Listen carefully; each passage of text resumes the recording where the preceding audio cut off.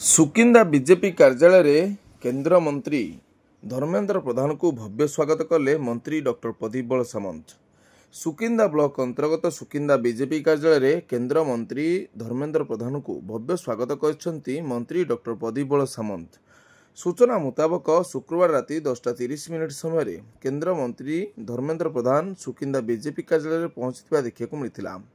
Sukinda BJP कार्यालय केंद्र मंत्री धर्मेंद्र प्रधान पहुंचवा परे तांको मंत्री डॉक्टर प्रदीप सामंत सहित बीजेपी दलर बहु वरिष्ठ संगठक माने भव्य स्वागत करथिबा देखा मिली।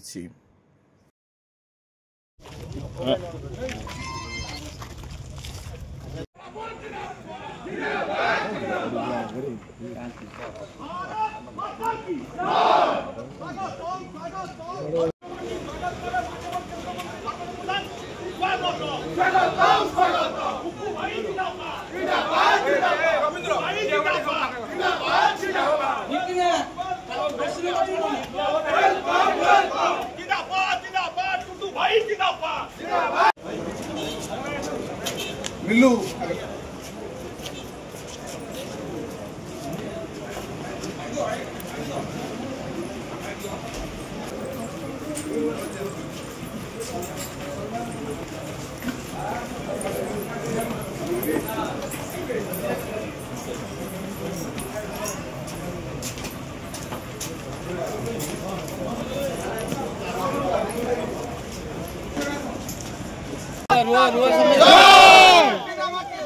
रंजन आगुर ने रंजन